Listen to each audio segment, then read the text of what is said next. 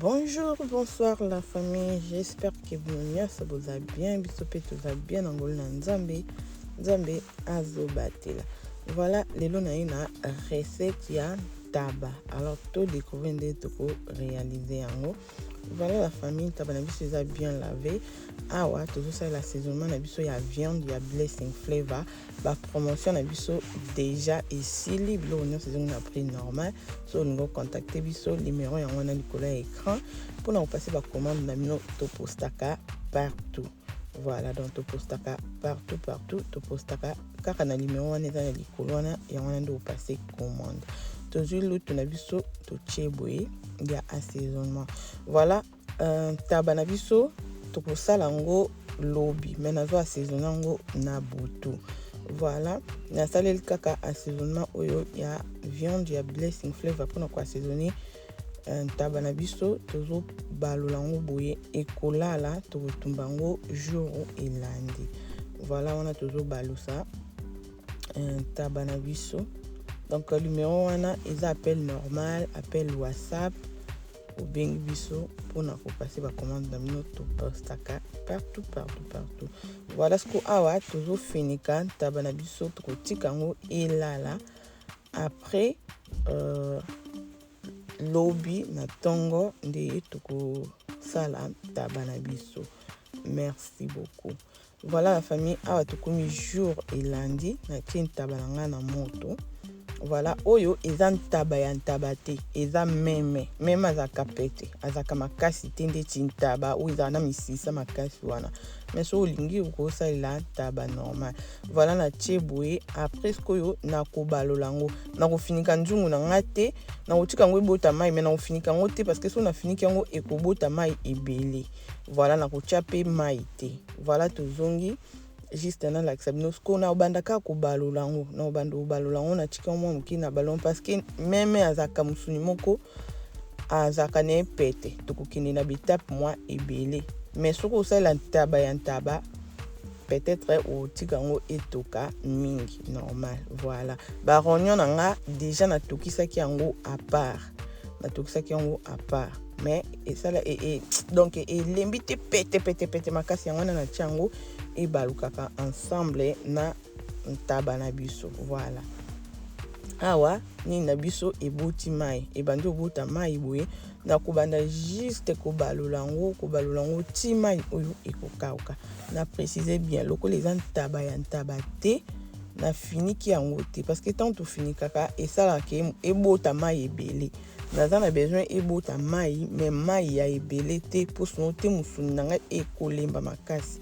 Même aza différent na ntaba ya ntaba zaka misuni makasi na misisa mais oyo azaka vraiment nyama moko pete.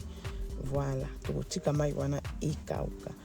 Awa tozongi la famille, mai na biso ikauki na musuni. Voilà, ikauki na musuni ndenge tomoni wana tozoleka siko na étape na biso mosusu. Asko tozo mabungu na biso to mabungu na biso déjà elembaki etokaki à part elembaki okotokisa mabungu na nga na tokisaka na bwaka mai okotokisa ndenge olingi obakisi soki litungulu o ka assaisonnement oyo olingi mwa mungwa po ekota pe mwa mungwa. Voilà, tozo balola ngo nyonso ensemble wana déjà na kangi na plaque na nga. Voilà, awa naza na marinade na nga nazo salela marinade ya choix na yo ou soit ingrédients ya choix na yo mwa ndembi mwa litungulu ya choix na yo. Voilà, marinade na nga ready nazo tia ndambu na biloko na biso.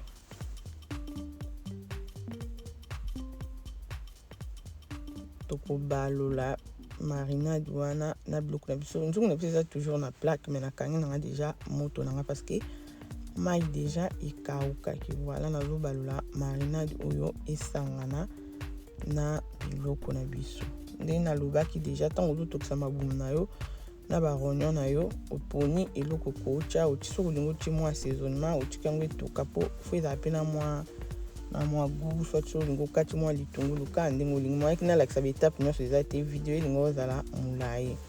Voilà la famille, awa toye na moto na biso biloko na nga nde na lakisaki bino wana na ekozwa yango nazotia yango nazosalela barbecue ya makala plateau oyo déjà na yebisa bino ezaka pe très bien ozaka so oza no na tono te okosa pe mwa ntaba na yo awa voilà tozongi ntaba na biso échanger couleur ndenge tomoni wana.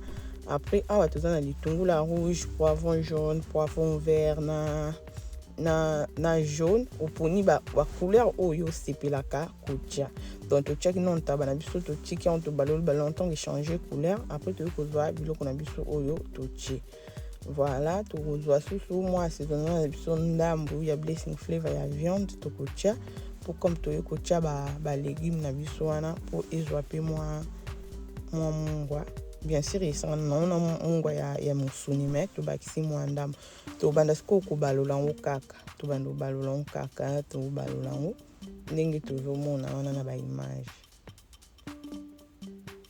tozobalola ba légumes totie esangana na musuni na biso donc plateau oyo eza pe très bien surtout so okutani nango ya mwa munene eza pe bien donc atozana na tonon te na barbecue pe boye okotumba nao ntaba na yo déjà na expliquer bino voilà awa sikoyo ntango ba légumes na biso ezwi pe moto donc elembi te ekomi pete mais ezwi moto ekomi nango pete kolia voilà toyozwa mayonnaise na biso tozotia na saleli mayonnaise ya light sorry mais okosala mayonnaise nyonso ya choix na yo et puis tia na quantité oyo olingi nga na tie juste moke mais okotia na quantité olingi so po olingi na okosala boye te okozwa yango olingi yango na papier cuisant apo tie na ona ntango otie ba légumes na wana ozwi otie na papier cuisant apo otie mayonnaise na quantité olingi apo otie yango na moto otiki yango mpo mayonnaise wana ebela menga na sali boye voilà atomoni mayonnaise na biso ebungi mais na préciser bien tia na quantité oyo olingeli mayonnaise na yo voilà la famille awa biloko na biso tango na longolaki yango na moto directement na lingaki yango na papier cuisant mais ezalaki te mpona nazongisa yango na four ebela so bolia directement olingi boye ou soit totie na sane mais biso lokwa toliaki yango directement te na lingaki yango boye après avant tolia na tia yango na four moins 15 minutes pour ezwa moto toyebi ke ntaba balia yango kaka so eza moto pour ezwa moto après wana ekomi nango ready voilà eza vraiment simple et facile ya réaliser recette na biso yango wana so bosepeli nango aimer partager commenter et kozala vraiment malamu mingi et ndenge nalobaki numéro na biso yango wana mpona kopase bacommande na bino ya baassaisonnement na biso ya blessing flavor.